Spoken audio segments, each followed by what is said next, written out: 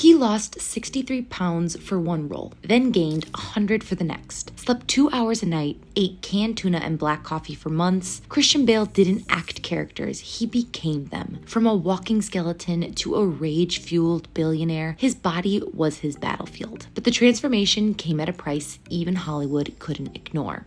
Chapter 1. A stranger in his own skin. He was born in motion. In 1974, Christian Charles Philip Bale entered the world in Pembrokeshire, Wales. But he couldn't stay there long. His father was a commercial pilot, his mother a circus performer. By the time most children learned their address by heart, Bale had already moved across to England, Portugal, and the US. The rootlessness would define him. He was always adjusting, always observing, never quite belonging. At just 8 years old, he landed his first acting job, a playful role in a fabric softener commercial. But there was nothing soft about the path that followed. By 1983, he was cast in a stage production of The Nerd, performing opposite a man who would unknowingly change his life, Rowan Atkinson. Bale didn't just watch Atkinson, he studied him. Rowan never broke character, not once, Bale would say later. It wasn't acting, it was becoming, and for Bale, that was the only way forward. 4 years later, at 13, he auditioned for Steven Spielberg's Empire of the Sun. There were over 4,000 boys in line. Spielberg wasn't impressed at first, but when filming began, everything changed. Bale, portraying a young boy lost in war, would run in circles behind the camera before every scene just to make sure he was really breathless. Spielberg watched him turn panic into precision. "I did a complete 180, Spielberg admitted. Bale was all in, even at 13. But the price of early brilliance came swiftly. Fame wasn't what he wanted, and it haunted him. He was bullied in school, mocked for being the movie kid. He hated interviews, hated cameras, hated being asked who he was. Midway through press tours, he'd quietly slip away to the bathroom and never return. The pressure became unbearable. So Bale walked away. Not from acting, from attention. He didn't want red carpets or headlines. He just wanted to disappear. Not into fame, but into someone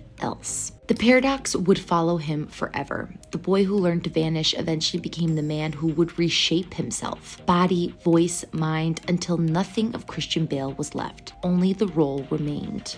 Chapter 2. The Body as a Battlefield. Christian Bale doesn't act with his face, he acts with his entire anatomy. In American Psycho 2000, the studio didn't want him. They wanted Leonardo DiCaprio. Bale was too unknown, too intense, too committed. When DiCaprio passed, they reluctantly gave Bale the part, and the legal minimum wage that came with it. The makeup artists were making more than me, Bale later said, but he didn't flinch. He trained relentlessly, building a physique that would become iconic. He never once dropped his American accent, not in interviews, not on set, not even between takes. It wasn't until production wrapped that anyone heard his native Welsh voice. He studied Tom Cruise's intense friendliness with nothing behind the eyes, crafting Patrick Bateman into a monster wrapped in Armani. And during the now famous business card scene, Bale somehow timed his sweat. Take after take, he broke into perspiration on cue. That wasn't performance. That was precision engineering. 4 years later, he went in the opposite direction. In The Machinist, Bale dropped 63 pounds, reducing himself to 120 pounds on a 6-foot frame. His daily diet, black coffee, 1 can of tuna, and an apple. "I wanted to go lower, 99 pounds. They had to stop me." He slept just 2 hours a night, but his mind was alive, reading for 10 hours at a time, completely disassociated from normal reality. "I was in a different reality," he said, and he looked at a walking skeleton who barely existed. And then came Batman Begins in 2005. He had 6 months to become a superhero. Nolan told him, "Get as big as you can."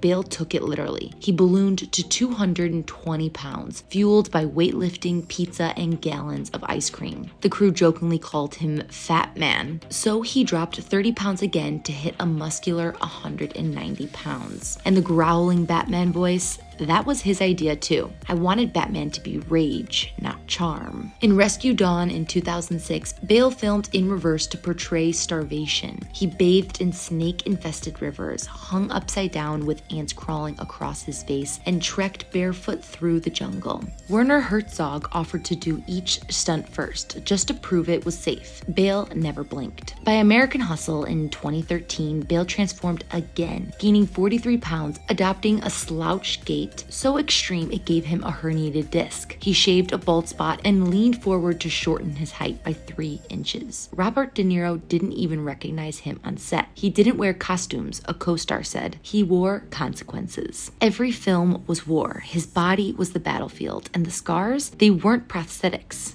They were real. Chapter 3, Meltdowns, Misfires, and Mental Toll. Every transformation has a cost, and sometimes it's not the body that breaks, it's the mind. In 2009, while filming Terminator Salvation, Christian Bale finally snapped. During a tense scene, the film's cinematographer Shane Hurlbut walked into Bale's line of sight. Twice. The cameras weren't rolling, but for Bale, the illusion was shattered. What followed was a profanity-laced tirade that leaked online weeks later. I ain't walking on this set if you're still hired. The world was shocked, not just by the fury, but by the fact that Bale, still in his American accent, never dropped character. The internet exploded. Overnight, he went from method icon to Hollywood's meltdown meme. Commentators called him unstable, arrogant, and ungrateful. But Bale didn't run. He publicly apologized, saying he was exhausted, deeply immersed in the role, and had let the pressure consume him. I acted like a punk, he admitted. He called Shane to make amends. The two remained friends, but it wasn't his only breaking point. Just a year earlier in 2008, Bale was detained by police in London after his mother and sister accused him of assault at a hotel. He was released on bail and the tabloids ran wild. Christian Bale, Batman, had been arrested. The case was later dropped due to insufficient evidence. Bale called it a deeply personal matter and never spoke about it again. He retreated further into his work. And in Vice, in 2018, he disappeared again, this time into the body and mind of Dick Cheney. He gained 40 pounds, bleached his eyebrows, and wore a special-made $3,000 neck thickener to match Cheney's silhouette. But it wasn't just physical. Bale learned Cheney's medical history, his mannerisms, his breathing patterns, and even studied the signs of heart failure. That knowledge would save a life. Director Adam McKay, overweight and overworked, began complaining about stomach pain and nausea. Bale recognized the symptoms.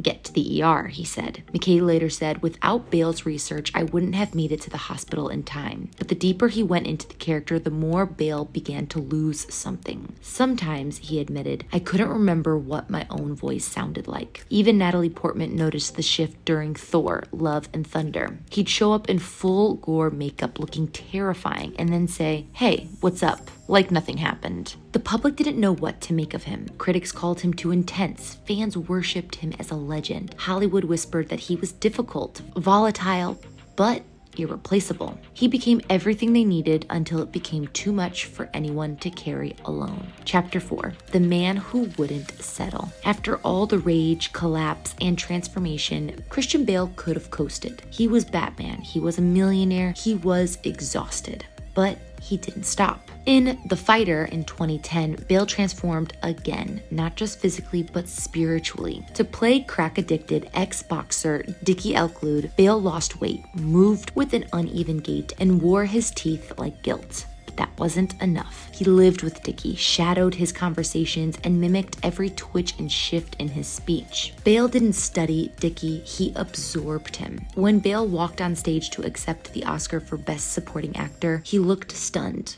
What the hell am I doing here? He laughed. It wasn't false modesty, it was disbelief. That obsession had finally become recognition. But recognition never softened him. 5 years later, in The Big Short in 2015, Bale didn't gain or lose a pound, but the performance was just as radical. As Michael Burry, the socially awkward hedge fund manager who predicted the 2008 crash, Bale didn't rely on makeup or muscle. He relied on mimicry, barefoot walking, strange tics, intense silences. He met with Burry. He borrowed his cargo shorts and even asked, can I wear this guy's actual clothes in the film? Bale wasn't acting normal, he was acting true. And again, he was nominated for an Oscar.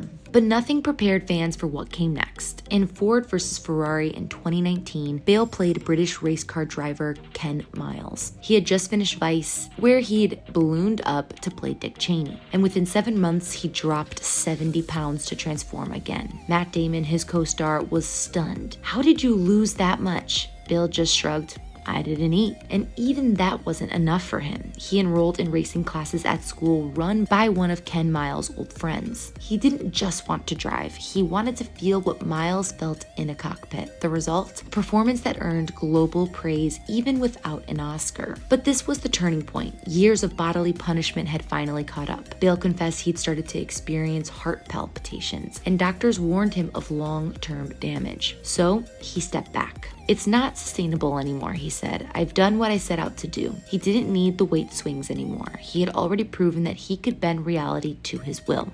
Chapter 5. Who is Christian Bale without the mask? He never studied in the classic sense. No Juilliard, no mentor, no formal training. I just made it up as I went along, Christian Bale once admitted, half laughing, half deflecting. But what he did have was instinct, feral, obsessive, almost terrifying in its purity. He didn't rehearse life. He mirrored it, absorbed it, lived it inside out. And yet he refuses the title most tried to pin on him. I'm not a method actor, he insists. I don't stay in character for the art. I do it so I'm not lying. For Bale, this was never performance. It was avoidance. It was survival. Truth for him isn't found in words, it's found in total disappearance. Between roles, he vanishes. No social media, no sponsored posts, no carefully curated interviews. He skips premieres. He hides at home. He's never played the Hollywood game. You won't find him grinning on talk shows or dropping cryptic captions for likes. He finishes the job, then he walks away. Among actors, he is admired. Among crews, he is feared. Directors call him irreplaceable. Colleagues call him the gold standard. But what they all agree on, even the ones left bruised by his intensity, is simple. He's the most professional actor working today. And maybe that's because each role costs him something. For Patrick Bateman to Ken Miles, Bale never played a part. He let it break him, reshape him, burn itself into his nervous system. He isn't addicted to transformation. He's haunted by authenticity. He chases something truer than applause, stillness inside the performance. He never needed fame. What he needed was a reason to vanish.